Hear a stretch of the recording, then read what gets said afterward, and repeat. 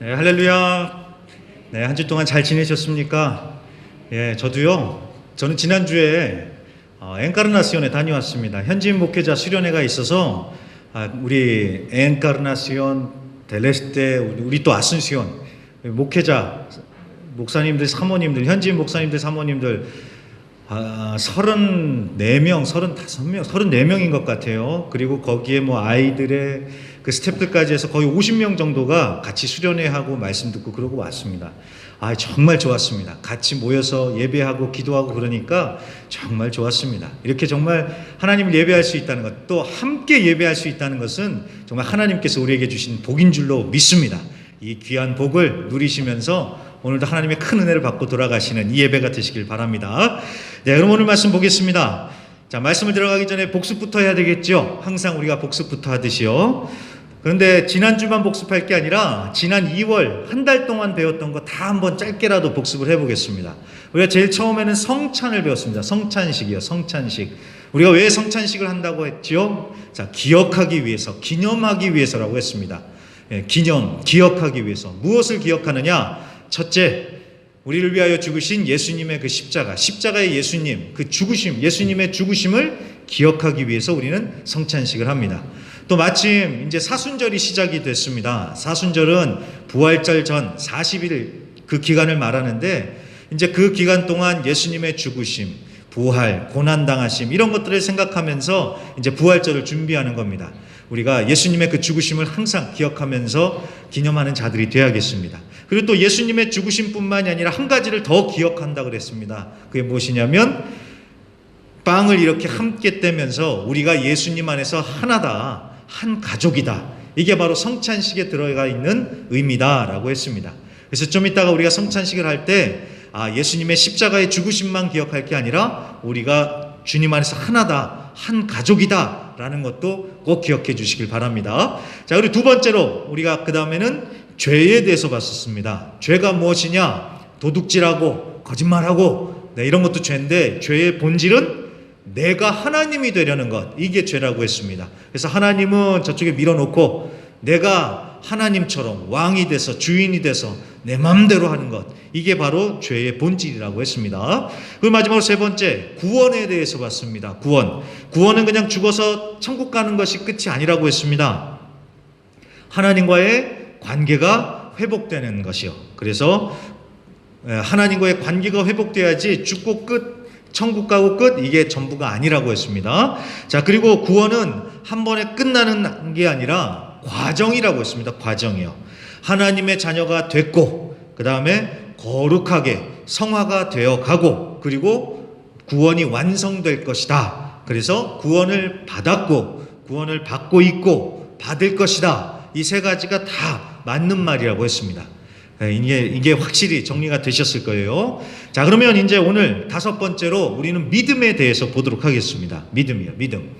자, 여러분, 믿음 좋은 사람, 그러면은 어떤 이미지가 떠오르십니까? 자, 어떤 사람이 믿음 좋은 사람일까요? 말씀을 많이 하는 사람, 기도 많이 하는 사람, 교회에서 열심인 사람, 교회에 빠지지 않는 사람, 이런 모습들이 떠오르는데, 그러고 보면은요, 우리가 이 믿음이라는 걸 굉장히 넓은 의미로 사용을 하는 것 같습니다.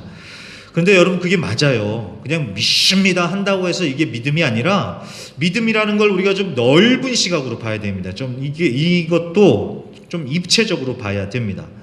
자, 그런데 여러분, 그거 아십니까? 이 믿음이라는 것은요, 주보 3페이지를 참고해 주세요. 거기에 또 요약이 나와 있으니까. 자, 거기에도 나와 있듯이 여러분, 믿음이라는 것은 결정적인 순간에 그 수준이 드러납니다. 우리가 지금 이렇게 주일날 와서 점잖게 예배드리고 이러고 있으면 다 믿음이 좋아 보여요. 그런데 진짜 결정적인 상황이 딱 벌어지면 그때서야 믿음의 수준이 딱 드러나는 것입니다. 자, 마태복음 7장 24절부터 27절에 보면 그런 얘기가 나옵니다. 반석 위에 지은 집, 그리고 모래 위에 지은 집, 이 얘기가 나와요. 다들 아실 거예요. 반석 위에 지은 집이나 모래 위에 지은 집이나 이 겉보기에는 멀쩡해요. 평소에는 아무 문제가 없습니다. 그런데 비바람이 막 훅 하고 불어오면은 이제 집의 진가가 나오는 거죠. 반석 위에 있는 집은 흔들림 없이 단단하게 있는 것이고, 모래 위에 지은 집은 망가지고 부서지고 그렇게 차이가 나는 것이죠. 믿음도 그렇습니다. 평소에는 다 믿음이 좋아 보여요. 그런데 결정적인 순간이 딱 찾아오면은 내 믿음의 수준이 딱 드러나는 것입니다. 코로나처럼 어렵고 힘든 상황이 찾아왔을 때 그걸 하나님의 관점으로 해석하고 견디고 버티는 게 그게 진짜 믿음입니다. 믿음. 그래서 우리가 믿습니다 라면서 우리가 말로도 선포를 해야 되지만 그냥 이게 무턱대고가 아니라 올바른 기초 위에 우리의 믿음이 탄탄하게 서 있어야 됩니다. 그런 의미에서 오늘은 이 믿음에 대해서 우리가 하나하나 좀 자세히 정리를 해보는 시간을 갖도록 하겠습니다. 그럼요, 주보 3페이지를 참고해 주시면서 따라와 주세요. 자, 거기에 그 다음에 나오듯이요, 이 세상에 믿음이 없는 사람은 없습니다. 믿음이 없는 사람은 없습니다. 예수를 믿든 안 믿든 이 세상의 모든 사람들은 믿음을 가지고 삽니다. 자식들은 엄마 아빠가 용돈 줄 거라는 믿음, 밥을 줄 거라는 믿음, 그런 믿음을 가지고 살고요. 또 우리 모두는 내일 월요일이 오면 또 학교도 가고 일도 하고 그런 믿음으로 오늘 잠을 자겠죠. 아, 나는 내일 또 일어나서 내 할 일을 할 것이다라는 믿음, 그런 믿음. 우리는 모두가 믿음으로 살아요. 그러니까 믿음이 있냐 없냐 이거를 따지기보다는 무엇을 믿느냐, 즉 믿음의 대상이 무엇인가 이거를 우리가 봐야 된다라는 것입니다. 자, 하나님을 믿는지 아니면 돈을 믿는지 아니면 힘을 믿는지 아니면 주먹을 믿는지 스펙을 믿는지 인맥을 믿는지 가족들을 믿는지 아니면 나 자신을 믿는지, 믿음의 대상이 중요하다는 거예요. 그러니까 믿음이 있느냐 없느냐 이것보다 더 중요한 건 무엇을 믿고 사느냐, 믿음의 대상을 잘 봐야 한다는 것입니다. 여러분, 하나님 대신 믿는 모든 것들을 가리켜서 우상이라고 합니다. 우상이요. 특별히 우상 중에 가장 심각한 우상은 이 물질, 돈, 그리고 나 자신인 것 같아요. 이거 아주 조심을 해야 됩니다. 자, 그런데 또 이런 경우도 있어요. 우리가 속을 때가 있습니다. 말로는 하나님을 믿는다라고 하는데 정작 사는 거를 보면 하나님보다 다른 걸 더 믿고 사는 일이 벌어져요. 하나님을 믿는 건 믿는 거고 현실은 현실이고, 우리가 그렇게 착각을 하면서 살 때가 있습니다. 그렇기 때문에 내가 정말 하나님을 믿고 사는 건지 아니면 다른 걸 하나님보다 더 믿고 의지하는지 우리가 정말 자신을 잘 체크해 봐야 합니다. 그리고 하나님을 믿는다라고 하면서도 정말 바르게 믿고 있는지 이 부분도 잘 생각해 봐야 됩니다. 내 생각대로 내가 만들어 놓은 하나님을 믿으면 안 되는 거예요. 말씀대로 하나님을 바르게 믿어야 합니다. 자, 여러분, 믿음과 미신과 바른 믿음의 차이가 뭔지 아십니까? 미신 그리고 바른 믿음이요. 이 부분에서는 이재철 목사님의 회복의 신앙이라는 그 책에 보면은 아주 잘 정리가 되어 있습니다. 미신은 내가 가진 것, 뭐 예를 들어서 돈을 갖다 바치든지 아니면 비나이다 이 정성을 바치든지 아무튼 어떠한 방법으로든지 해가지고 신을 달래고 얼래고 감동을 시켜가지고 신을 바꾸는 거예요. 그래서 그 신한테 내가 원하는 걸 얻어내는 것, 이게 바로 미신이라고 합니다. 그게 미신이요. 근데 우리 하나님은 그렇지 않죠. 하나님을 우리가 어떻게 바꿔보려고 하는 게 아니라 누가 바꿔야 됩니까? 우리가 바뀌는 거예요. 우리가 바뀌는 게 이게 바른 믿음이고 성경에서 말씀하는 게 바로 그겁니다. 그런데 우리가 잘 모르고 믿잖아요. 그러면 하나님도 꼭 그렇게 미신처럼 믿는단 말이에요. 뭔가 열심히 해가지고 비나이다 하나님 정성을 드리고, 당연히 정성을 드려야죠 하나님께. 그런데 그렇게 해서 하나님을 어떻게 해가지고 내가 원하는 것을 막 이뤄내고, 이거는 하나님을 미신, 잡신 취급하는 아주 무례한 행동이다라는 것입니다. 그렇기 때문에 여러분, 열심히만 믿어서 되는 게 아니라 바르게 믿어야 돼요. 바르게 제대로 알고 믿어야 합니다. 호세아서 4장 6절에 보면은요, 집사님 부탁드립니다. 내 백성이 지식이 없음으로 망하는도다. 내가 지식을 버렸으니 나도 너를 버려 내 제사장이 되지 못하게 할 것이요, 내가 내 하나님의 율법을 잊었으니 나도 내 자녀들을 잊어버리리라. 자, 앞에 부분에 뭐라 그러십니까? 내 백성이 지식이 없음으로 망하는도다. 자, 우리가 요새 수요 예배 때 에스겔서를 쭉 보고 있는데 거기에 보면 북이스라엘도 망하고 남유다도 다 망해요. 심판받고. 그 사람들이 왜 망했을까요? 하나님께 예배를 안 드려서요? 아니요.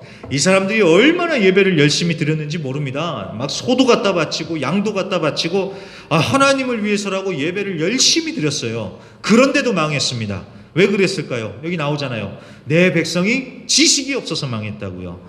지식, 무슨 지식이요? 하나님을 아는 지식이 없었어요. 그러니까 하나님을 제대로 알지도 못하면서 자기들 멋대로 하나님을 위해서라고 예배를 드린 거예요. 자, 여러분 잘 보세요. 그거는요 우상숭배입니다. 우상숭배.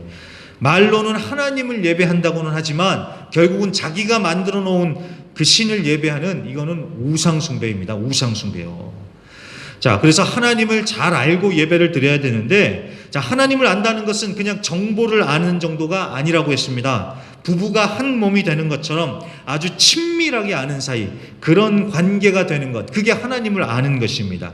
그러니까 여러분, 여기 관계라는 말이 나왔죠. 이 믿음이라는 것도 그러니까 결국은 관계적으로 풀어야 돼요. 관계요, 관계. 구원도 그렇고 뭐 죄도 그렇고 이거 다 관계적으로 풀어야지 풀립니다. 믿음도 마찬가지로 관계예요, 관계. 하나님과의 관계적으로 풀어가야 됩니다. 여러분 생각해 보세요. 여러분 생전 처음 보는 사람을 어떻게 믿겠어요? 그렇죠? 처음 보는 사람이 이렇게 와서 막 좋은 얘기 해주면 오히려 의심이 생기죠. 마찬가지입니다. 하나님도 모르는데 어떻게 하나님을 제대로 믿을 수 있겠습니까? 제가 재밌는 얘기 하나만 해드릴까요? 지금 저희 애들이 여기 있는데요. 저희 애들이 어렸을 때, 한참 어렸을 때요. 제가 그런 얘기를 했었습니다. 야, 아빠가 이순신 장군 형님한테 거북선 만드는 아이디어를 내가 알려드렸어. 이렇게 얘기를 했어요, 제가. 그랬더니 애들이 그걸 믿었을까요? 안 믿었을까요? 믿는 거예요. 하면서 마치 아빠가 대단하다는 것처럼요. 그때는 믿었어요. 지금은요. 지금은 안 믿어요. 이제는 농담과 진담을 구분할 줄 아는 그런 나이가 됐죠. 그런데 그래도 아이들은 아빠를 믿어요. 왜? 아빠니까. 그런 친밀한 관계이니까요. 관계. 마찬가지로 하나님을 믿는다. 하나님과의 그 친밀한 관계 가운데서 그 믿음이 더 자라고 이렇게 성숙해져 가는 것입니다. 아니, 하나님을 잘 모르는데 어떻게 하나님을 잘 믿겠습니까? 어떻게 큰 믿음을 가질 수 있겠어요? 물론 다 알고 믿는 건 아닙니다. 우리가 하나님을 다 안다고 믿는 건 아닌데, 하나님을 믿는다면 하나님을 알아가고 깊은 관계가 돼야지요. 그러니까 결국 믿음도 관계가 핵심인 거예요. 관계. 자, 그러면 여기까지 한번 정리해 보겠습니다. 모두가 다 믿음으로 산다고 했어요. 그렇기 때문에 믿음이 있냐 없냐, 이것보다 더 중요한 것은 무엇을 믿느냐, 믿음의 대상을 분명히 해야 된다고 했습니다. 우리는 하나님을 믿는 겁니다. 그리고 내 생각대로 믿는 게 아니라 하나님의 말씀대로 바르게 믿어야 하는데, 바르게 믿으려면 결국은 하나님을 잘 아는 그런 관계가 포인트다라고 했습니다. 그럼 여기까지 정리를 했고요. 그럼 이제 주보 3페이지에 나와 있는 3번으로 이제 넘어가 보겠습니다. 3번에 보시면 믿음은 명사가 아닌 동사다라고, 이거에 대해서 좀 보겠습니다.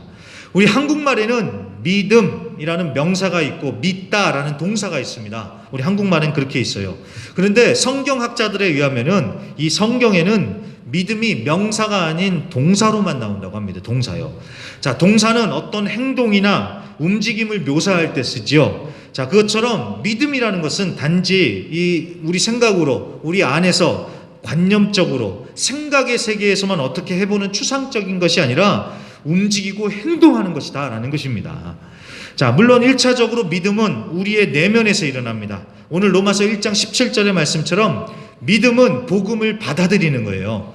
예수님이 십자가에 죽으셨고 그래서 나의 죄가 사해지고 내가 구원받아서 하나님의 자녀가 됐다라는 것을, 그걸 받아들이고 믿는 거예요. 믿음은 처음은 이거예요. 너무 쉽잖아요. 아니, 그러면 끝나냐고. 맞습니다. 그러면 돼요. 그러면 되는 거예요. 너무 쉬운데 그게 바로 은혜로 말미암아 믿음으로 구원을 받는다는 것입니다. 우리가 뭔가 막 잘해가지고 자격 조건이 뛰어나서 구원을 받는 게 아니라 그저 예수님이 그렇게 되셨다는 것을 수용하고 받아들이고 믿어요. 그럼으로써 구원을 받는 것입니다. 자, 그런데 그 다음이죠. 그렇게 진짜 믿으면 그 믿음이 어떻게 되겠어요? 그 안에만 있는 게 아니라 그 믿음이 겉으로 드러나겠지요. 겉으로 드러나겠지요. 말로만 믿는다고 하는 게 아니라 믿는 대로 행동하고 믿는 대로 사는 거예요. 하나님의 말씀이라고 믿는 이 하나님의 말씀대로 사는 겁니다. 사는 겁니다. 그거를 한 단어로 뭐라고 하냐? 바로 순종이라고 하는 겁니다. 순종이에요. 순종. 그래서 여러분 성경에 보면은 믿음과 순종은 똑같은 말입니다. 똑같은 말이요. 요한복음 3장 36절을 보겠습니다. 아들을 믿는 자에게는 영생이 있고 아들에게 순종하지 아니하는 자는 영생을 보지 못하고 도리어 하나님의 진노가 그 위에 머물러 있느니라. 자, 믿는 자에게는 영생이 있대요. 그러면 믿지 않는 자에게는 영생이 없다. 이렇게 해야지 말이 맞잖아요. 그런데 믿는 자에게는 영생이 있고 그 다음에 뭐라고 합니까? 순종하지 않는 자에게는 영생이 없다. 다른 단어를 쓰죠. 앞에서는 믿음이라 그러고 뒤에는 순종이라 그래요. 이거는 모순이 아니라 믿음이랑 순종이랑 똑같은 말이다라는 것을 보여주는 겁니다. 이해가 되셨죠? 믿음이랑 순종은 똑같은 거예요. 똑같은 거예요. 자, 그리고 야고보서 2장 18절부터 22절입니다. 어떤 사람은 말하기를 너는 믿음이 있고 나는 행함이 있으니 행함이 없는 내 믿음을 내게 보이라. 나는 행함으로 내 믿음을 내게 보이리라 하리라. 내가 하나님은 한 분이신 줄 믿느냐? 잘하는도다. 귀신들도 믿고 떠느니라. 아하, 허탄한 사람아, 행함이 없는 믿음이 헛것인 줄을 알고자 하느냐? 우리 조상 아브라함이 그 아들 이삭을 제단에 바칠 때에 행함으로 의롭다 하심을 받은 것이 아니냐? 내가 보거니와 믿음이 그의 행함과 함께 일하고 행함으로 믿음이 온전하게 되었느니라. 아멘. 자, 무슨 말이에요? 자, 말로만 믿는다라고 하는 건 그건 귀신 같은 믿음이라는 거예요. 귀신도 하나님을 믿는다라고 한 말로 떠든다는 거예요. 그런데 그게 아니라 진짜 믿음은 행함, 행동으로, 그러니까 순종으로 증명이 된다라는 것입니다. 그러니까 믿으면 믿는 대로 살아야죠. 그게 진짜 믿음 아니겠습니까? 그러니까 믿음과 순종은 똑같은 말이다. 여러분 이걸 꼭 기억해 주십시오. 자, 그리고 또 믿음이라는 말을요, 원어로 보면은 우리가 믿음이라는 것에 대해서 훨씬 더 풍성하게 이해를 할 수가 있습니다. 이 구약 성경의 그 히브리어로 믿음이라는 말이 에무나입니다. 에무나. 이 에무나라는 말이 믿다라는 뜻만 있는 게 아니라 신뢰하다, 버티다, 신실하다 이런 뜻도 있습니다. 그래서 출애굽기 17장에 보면은 이스라엘 백성들이 아말렉 군대하고 막 싸울 때 있었습니다. 그때 모세가 산 위로 가서 이렇게 팔을 계속 들고 있는 거 기억을 하시죠? 그때 해가 질 때까지 모세의 손이 내려오지 않고 버티고 있었다라고 할 때 이 에무나, 즉 믿음이라는 단어가 쓰여졌습니다. 버티다. 예. 그러니까 여러분 믿음이라는 게 결국 뭐예요? 버티는 거예요. 버티는 거. 믿음은 버티는 거예요. 버티는 거. 자, 하박국 2장 4절도 보겠습니다. 하박국서 2장 4절 말씀. 제가 이거는 안 드렸나요? 네네, 제가 읽겠습니다. 보라, 그의 마음은 교만하며 그 속에서 정직하지 못하나 의인은 그의 믿음으로 말미암아 살리라. 아멘. 의인은 그의 믿음으로 말미암아 살리라. 여기서 믿음이라는 말도 마찬가지로 에무나입니다. 에무나. 자, 그래서 이 믿음이라는 말을 다른 표현으로 바꿔 읽어보면 이 말씀이 훨씬 더 잘 이해가 돼요. 의인은 신뢰로 말미암아 살리라. 의인은 버팀으로 말미암아 살리라. 의인은 신실함으로 말미암아 살리라. 이러면 훨씬 더 이 말씀이 잘 이해가 되시죠? 맞습니다. 그거예요. 어떤 상황에서도 하나님을 신뢰하고 견디고 버티고 신실하게 하나님 붙들고 하나님 편에 서는 것, 그게 바로 믿음으로 사는 것입니다. 이해가 되셨죠? 그럼 이제 신약으로 넘어왔어요. 신약 성경 헬라어로도 좀 보겠습니다. 그 헬라어로 믿음은 피스티스입니다. 피스티스. 그런데 이 에무나와 동일해요. 뜻이 믿다, 신실하다, 신뢰하다, 견디다 이런 뜻이 있는데 한 가지 더 굉장히 의미심장한 뜻이 있습니다. 요한계시록 2장 10절인데요. 자, 너는 장차 받을 고난을 두려워하지 말라. 볼지어다 마귀가 장차 너희 가운데서 몇 사람을 옥에 던져 시험을 받게 하리니 너희가 10일 동안 환난을 받으리라. 내가 죽도록 충성하라. 그리하면 내가 생명의 관을 내게 주리라. 아멘. 자, 이 구절에 피스티스, 믿음이라고 하는 피스티스라는 단어가 쓰여져 있습니다. 어디에 쓰여져 있을까요? 어디에 쓰여졌을까요?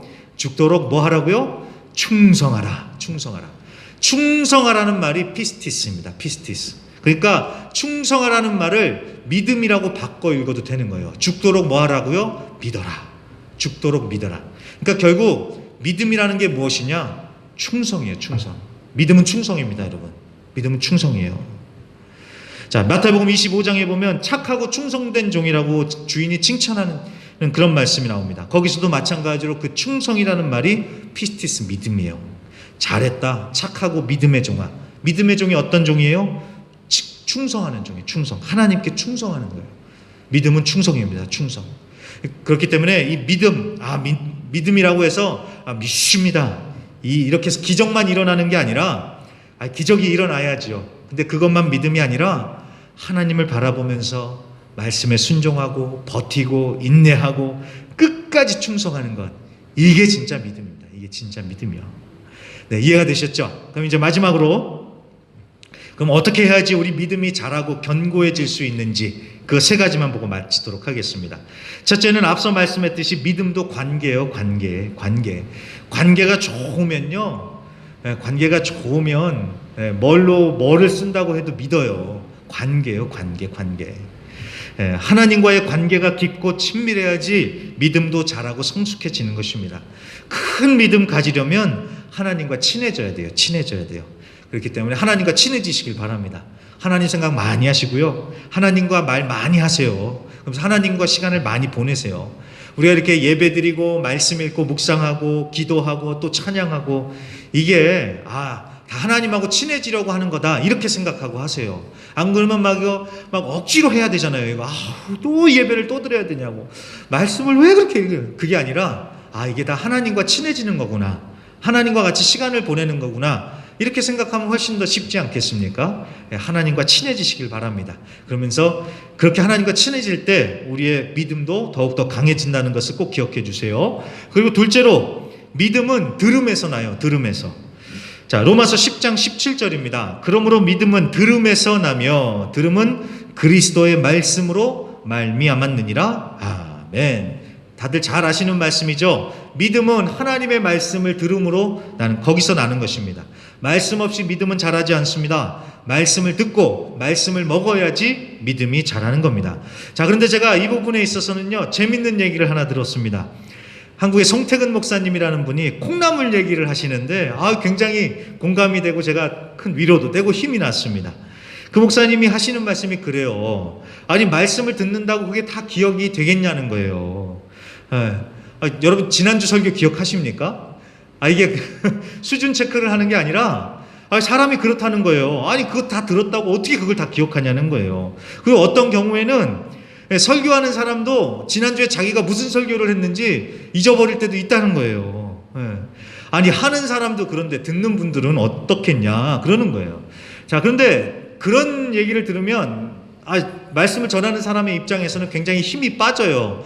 열심히 설교를 준비해서 했는데 다들 잊어버리시면은 이거 설교를 해야 되나 말아야 되나 막 힘이 빠지는 거예요. 자, 그런데 그 목사님이 하시는 말씀이 그래도 실망하지 말고 말씀을 계속 전하고 말씀 듣는 자리에 있어야 한다는 겁니다. 왜요? 그러면서 이제 콩나물 얘기를 하시는 콩나물. 자, 여러분 콩나물을 키워보시는 분들은 아실 겁니다. 자, 콩나물을 이렇게 집에서 키울 때 물을 주면 어떻게 돼요? 물이 그대로 다 빠져버리죠. 그러면은 모르는 사람 같으면 그럴 거 아니에요. 물이 거기 있어야지 콩나물이 물을 빨아들여 가지고 자랄 텐데 다 빠지면 어떻게 되겠어요? 그런데 다음날 일어나 보면 콩나물이 자라 있잖아요. 말씀도 그렇다는 거예요.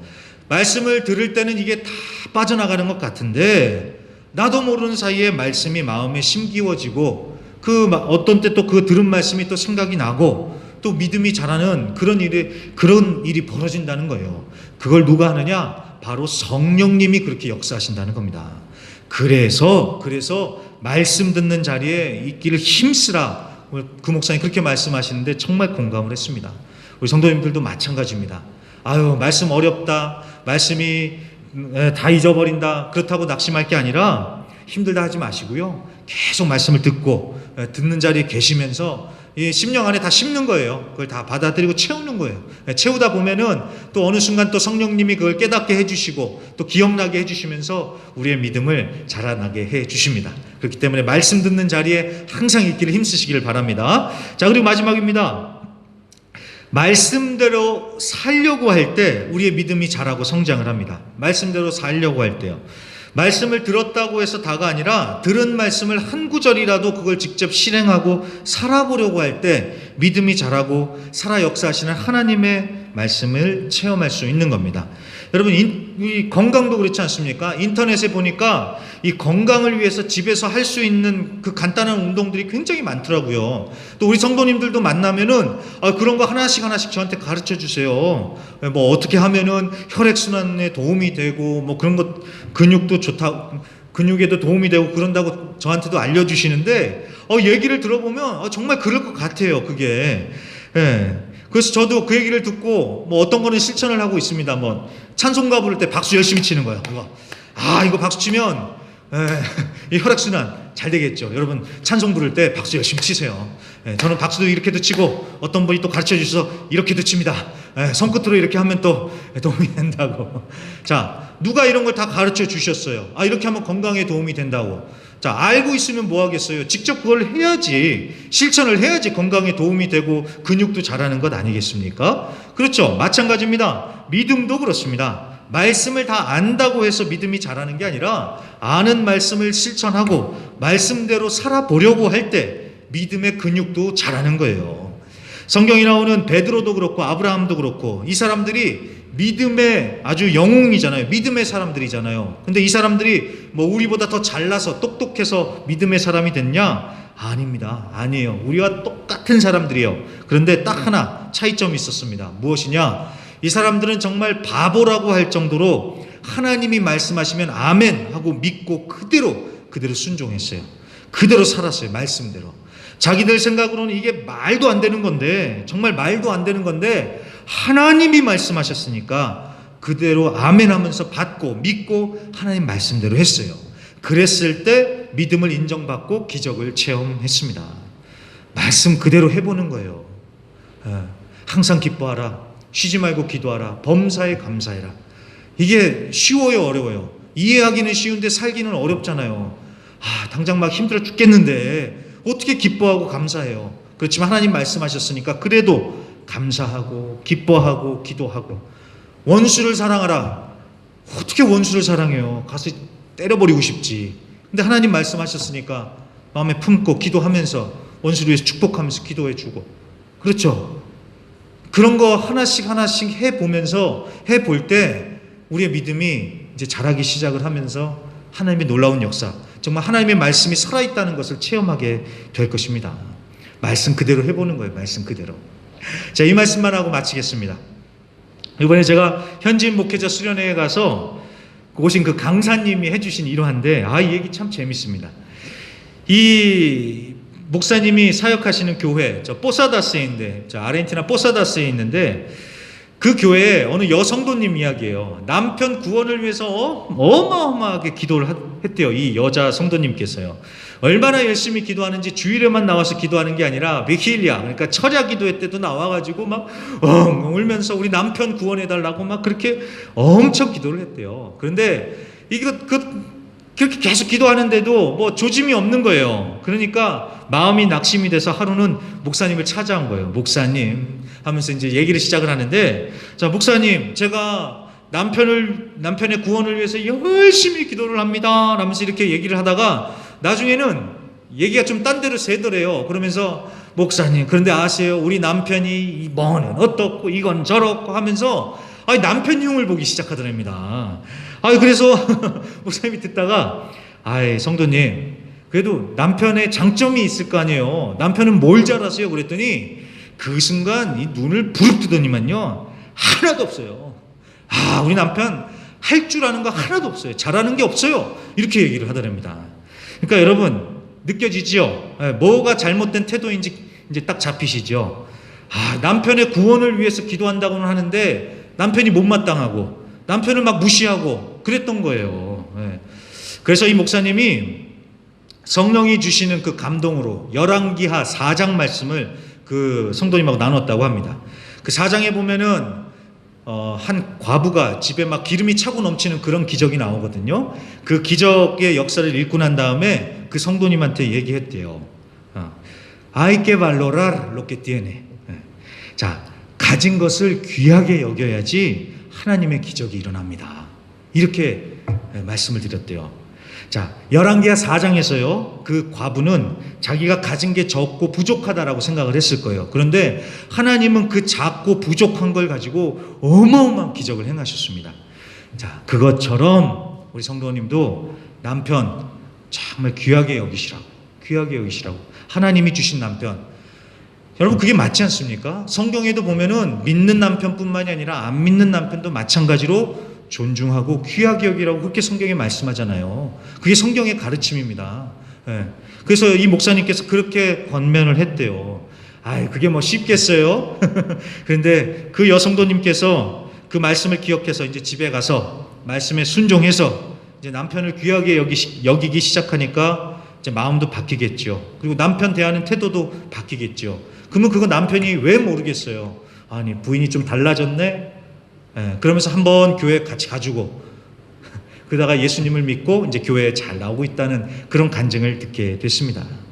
여러분, 뜨겁게 기도하는 것도 중요해요. 뜨겁게 기도해야 돼요. 말씀을 또 들어야 돼요. 근데 거기서 끝나는 게 아니라 말씀을 듣고 그 말씀대로 살아보려고 할 때 믿음이 단련되고 하나님의 역사를 체험하게 되는 것입니다. 말씀이요, 말씀. 물론 말씀대로 산다고 해서 척척 일이 술술 풀리는 것은 아닙니다. 그리고 또 말씀대로 사려고 할 때 더 많은 핍박과 방해가 있습니다. 그럴 때 낙심하지 마시고 성령의 도우심을 구하시면서 버티고 인내하십시오. 그게 믿음이에요, 믿음이에요. 그래서 혼자서만 하려고 하실 것이 아니라 성령의 도우심을 꼭 구하시길 바랍니다. 성령님 도와주세요. 이번 한 주간도 믿음으로 버티고 인내하며 충성할 수 있도록 하나님 도와주세요. 성령님 도와주세요. 라면서 성령님과 함께 이번 한 주간도 승리하시는 이 한 주가 되시기를 주의 이름으로 간절히 부탁드립니다.